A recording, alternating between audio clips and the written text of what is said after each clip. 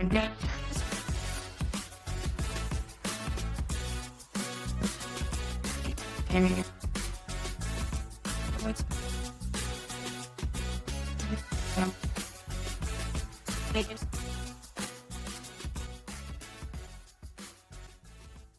only other thing I want to piggyback on is your comment, Antoinette. You used the word good, which is a red flag for me. Again, some of you may know that I've written a lot about bad leadership, and I think it may be useful, Tom. I don't know if everybody agrees or disagrees, and I'm happy to go along with what you all decide. Whether I know that your project, Tom, is about trying to help people become good leaders, in part by clarifying, but I'm just saying that if good is what we're all after, that should be a language that we probably should share and take off the table bad. The word, how bad is defined, how good is defined, that obviously remains to be determined, but maybe we should think through, do we want to do the spectrum of from good to all the way really almost saintly to evil? Or do we want to really focus on good leaders and developing good leaders and so forth and so on? Yeah, but do I understand that correctly? It's a red flag. So for me, I have railed against, and I remain very alone in this, that the word leadership, I've been at Harvard for a quarter century. So at Harvard, for example, I'm at the Kennedy School, by the way, not the business school. For example, the word leadership is assumed always to have the adjective good in front of it. So I'm teaching a leadership course, and it's assumed that we're teaching about being a good leader, how to be a good leader. They don't have courses at the Kennedy School, which is a school of government. It's as if bad leadership didn't exist. And so the red flag for me is only because I've tried with very limited success to broaden the field to include the bad as well as the good. I will say one more thing, which is that's changing. There's a big Oxford book about to come out on bad leadership, which is a compendium, and Cambridge University Press is doing the same thing on dark leadership. So I think after all these years of me flailing more or less along in the wilderness, that is beginning to change. But it's interesting. So the construct in research that looks at bad leadership has been termed abusive supervision. I'm not using the word leadership, but I agree. So if you were to look at, if you were kind of steer away from the good or bad, there's a lot of things that we subsume under effective leadership, and many people could probably mention different things. So I agree that even just the endpoint of what we all would like to strive for is ill-defined or not fully defined. Yeah. I think we need to define effective and good. I understand it normatively when I come from practical wisdom. So I would come up with the common good and with virtues, but that needs to be defined. I think you cannot just assume that this is shared. And I know that we have a big discussion in leadership literature right now, and that's probably not so interesting for the practitioners that we confuse it. But we have lots of articles right now where they say, everything is only good, but I have like more a normative concept in mind. And I believe that's very important because leaders have, as you said, followers, and they can do a lot of evil to these followers. So here I believe normatively good would be something I would want to try to define within here. There are some elements of good or effective leadership that are universal, some that are highly context dependent. So maybe it's easier to define what the universal parts are than the context dependent parts. Can I use this opportunity to ask everyone a related question, which to me helps unpack this idea of good, bad, and contextual effectiveness? Do you differentiate between, on the one hand, growing leaders and focusing performance for leaders for whom leadership is their profession? I'm thinking of enterprise CEOs, people who are hired to do this, contrasted with people who find themselves in leadership roles, but they weren't hired for the leadership. They were simply the senior person in the engineering group. And they're the appropriate choice, but they don't think of leadership as their job. I'm thinking just real quick of an interesting example I ran across where my son defended his PhD dissertation. His PI is in physics. And the guy absolutely runs the lab, right? This guy's been there for 30 years at Northwestern. He is a leader. He is asked to lead. He exhibits none of the things that we would normally associate with effective leadership at all. And I'm wondering if that's to his discredit, if he's a brilliant physicist. And that's just a really anomalous example, again, compared with the president of the university, who hypothetically has been chosen because the leadership is the point. So it's interesting. So we're currently doing research. I'm studying leaders' daily experiences. It's a new project where we're interviewing very diverse group of leaders. Now, they are at this point more senior, but when they start, so we asked them, what made you strive? Were you hired for this? Did you want to be a leader? And most of them, they really said, we fell into this role. I started having a team, and then I figured out how I would lead that. And then afterwards, if you're doing well in self-selection, those who want to enjoy that and would then later on be hired into other leadership role. But often the initial step is very few that say, from the very start, I want to be a leader.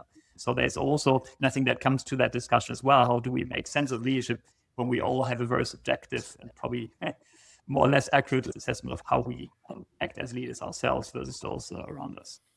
There are very few organizations that would give you the choice. I'm thinking back maybe to one of my business school classes on Microsoft, where they have this twin path where you can actually become an intellectual leader without necessarily having a large team of people, or you can become a managerial leader where you would have a large team of people. And that struck me at the time where it was a career where it was very different. Didn't have those choices. It was not really established. There were some unclear criteria on how you would gravitate to the top or rise to the top. Yeah.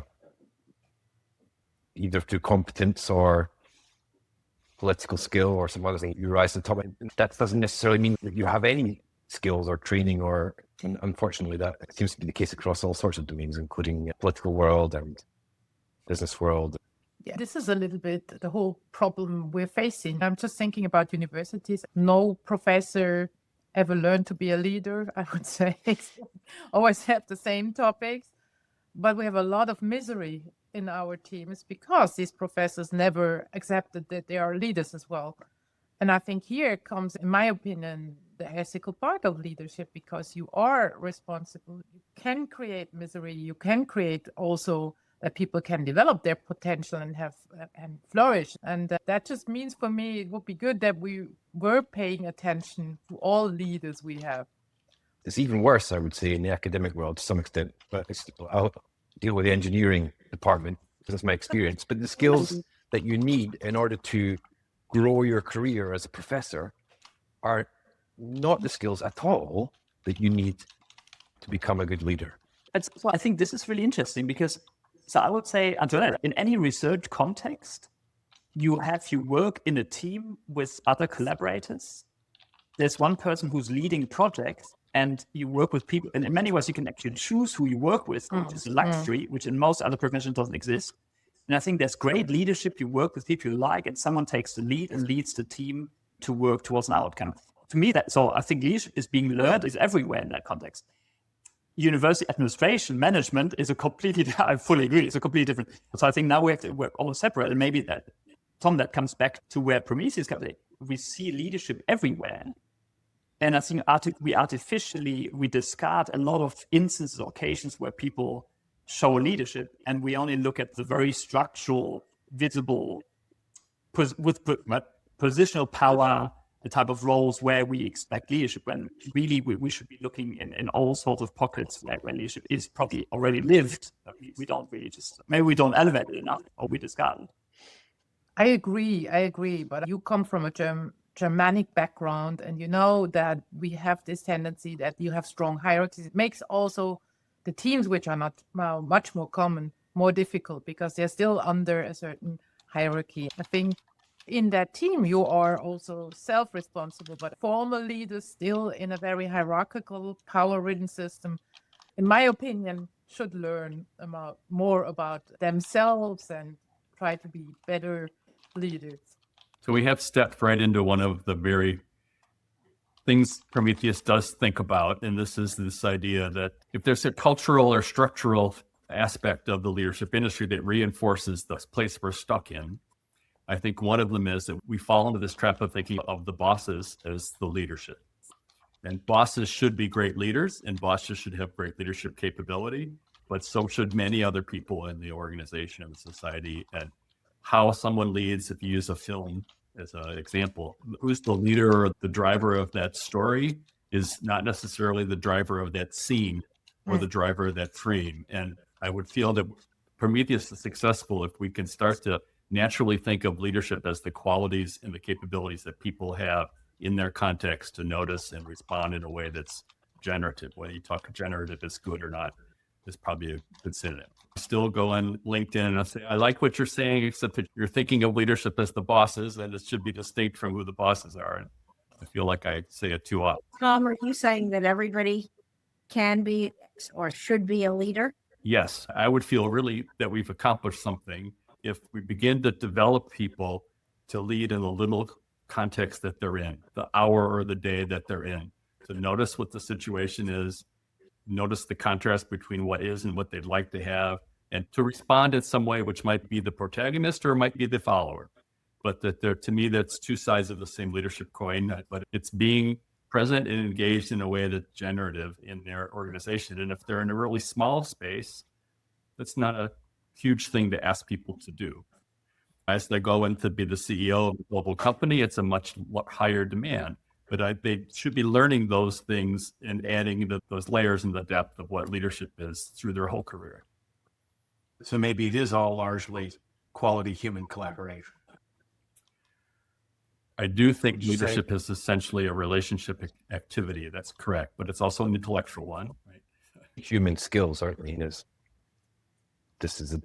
Can be equivalently applied on a day-to-day basis outside of work. Yeah, fully. I think we're artificially separating the work professional side, and then we call leadership, and from the personal side, we leave our personal life at the office, so we pick it up again when we go home. I would still push back a little bit. I completely agree. There is self-leadership, there's shared leadership. We are all leaders, and we have to think about that. But we do have power in organizations. We have people who can enable that type of leadership better because they enable also by the structure that people are more flourishing, more thriving, more learning. We shouldn't see the difference in a certain degree. That might be a difference in personal development, but often it's not. Often we have people sitting in very powerful positions and they still are not very good leaders. And I think we have to take that on board as well. I support your point. And if I'm going to, again, piggyback on it, I think it might be helpful if we make a distinction among what I call the three different resources. One is power, which is a word you just used. And I often quote Mao here, that is, power grows out of the barrel of a gun, because I think it's the power to reward, but I also think it's the power to punish. And that's very different from another kind of leadership resource, which is authority. And I know we're all familiar with the word. It comes from position or status or credential. And the third one, the one that's maybe, Tom, particularly important to you, is influence, because it really just relies on a voluntary exchange between the leader and the follower then can become the leader, and the leader becomes the follower. It's the least, of course, coercive. It doesn't involve punishment or reward, except as it's intrinsic. It's not something that somebody does to somebody else. But I would agree with the point, I think, Antoinette, that you're making, that the conversation, while the ideal may be to maximize influence, in the real world, there is such a thing as power. And in the real world, there is such a thing as authority in addition to influence. And that we probably is best to bear that in mind as the conversations continue. Yeah, and I know I always talk about the collaborative situation, but I also say that it is contextual. In a crisis, for example, someone takes control, command and control. That's the right way to lead in that situation. It's not the time for collaboration. Someone needs to really create the cohesiveness and create the action. So if we're playing around with words, let me just offer that if we correctly looked at high-performing collaborative systems, then in an emergency, the collaborators know to sit back and let the one leader make the decisions for everybody else. That's still a collaborative function. Maybe. That's true. Because frankly, knowing when to provide ideas and iteration and when it's time to move on is part of the skill set. You mean when it's time to follow? When it's time to what? Follow. And exactly that. Exactly. Right. There is such a thing, just as there is such a thing as good leadership, there is such a thing as good followership. And the point, or the situation that you're raising exemplifies it exactly. And maybe one more piggybacking now on you, Barbara. I was just thinking about the coercive power or the reward power you have, because here I'm getting back to the structures.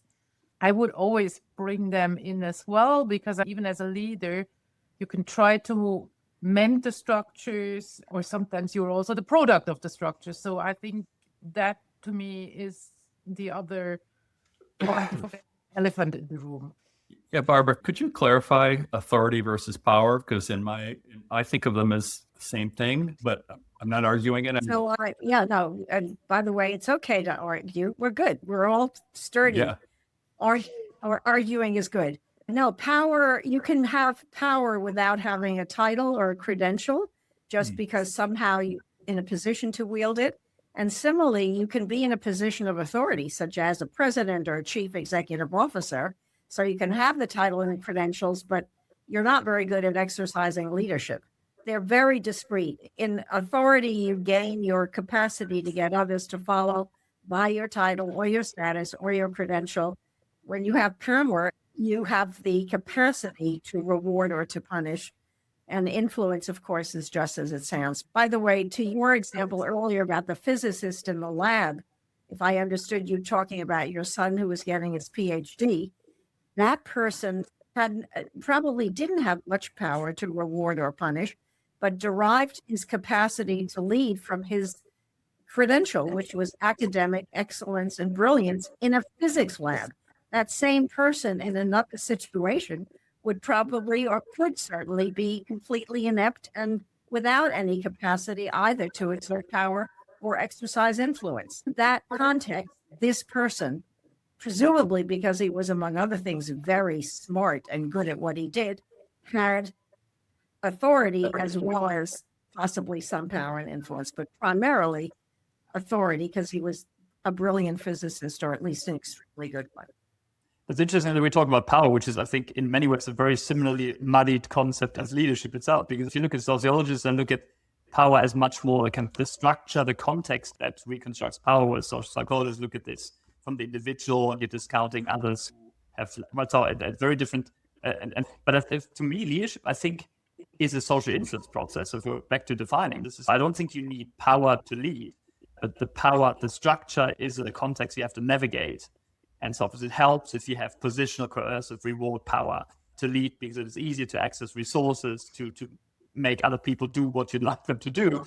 But ultimately, I think it is an influence process. And we see this in self-managed teams where you push autonomy. And we see more organizational structures that are less hierarchical. You're pushing leadership responsibilities into the team. And you have people that emerge as leaders because they're gaining, I call this informal influence, right? You don't have any sources of positional or reward, power, authority, but people follow you because they choose to. That's what I call influence. Yeah, exactly. It's like trust. Yeah. You have to gain it. Hopefully, like your spouse hopefully loves you, but you can't force him or her to do it. You have to earn that. And I guess it's the same thing with influence. I guess that would be one way to go about assessing what's good influence, good leadership. By the way, a friendly amendment, it's not only about behavior. You can get influence because people like you and they want to be near you because they want to affiliate with you. The person's fun, that person's interesting. So in addition to behavior, there are a few other things. Barbara, that example just opens up the question of who gets influence from privilege, for example. Don't get me started on following. I know we're focusing on leading, but again, you can't have a leader without a follower. You can't think leadership without followership. They are twinned. It's a relationship. If you're going to be a leader, you need at least a single follower. You're a leader when you take some kind of action that's in a social context, not just by yourself. So there's automatically someone who's following or not. I'm not a big followership fan, but we'll just put that one aside for the conversation. And not because I don't understand the point. I don't think it's because I think of the cultural baggage that it has in terms of conceding what your agency and authority might be in a situation makes it too easy. Say, oh, I'm doing the right thing, I'm following. That may not be the optimal thing in that. But it's not as if leadership doesn't have its own cultural baggage. Yes, that we're that's true. overcoming That's through this right. conversation. Yeah, plenty of it. Okay.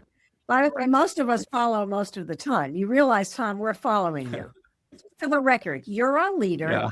And by the way, you're not going to be my leader in an hour, but for now, you're a leader. Yeah. Yes. For this context, let's get real. We're following you. If you said, okay, time's up, we would all go, okay, time's up. If you say, let's meet again in a month, we're all going to go, yeah, sure, let's meet again in a month. If you say this is a boring conversation, I'm so sorry. Let's move I on. never Yes. want That's it. That's a great. It's a great example of leadership not being a position, of leadership being a situation, a relationship in a situation. Absolutely. It's an interesting question, Tom. Why are we here? You're right. You had no power, God knows, and maybe a little bit of authority, but mainly influence. And it would be an interesting exercise. Let's be clear. For this exercise, we're your followers. The question is, why are we agreeing? Why did we agree? We're all busy people. We've all got lots of things to do. And yet we agreed to follow you for this. So just a little example, Tom, because you hate the word follower, but okay, fine. Okay. He's also drawing on structures. We're used to have somebody who's moderating discussion to not fall into each other's words. So I think there's, again, more than just the social influence process. It depends what you want to see with social, but I think we're also drawing on structures and norms all the time. A good leader somewhere in the group wants to make sure things are working well operationally. They lay out an implied or explicit set of rules of how we're going to work together. And when things aren't working right, they are the ones who bring an adjustment to that process.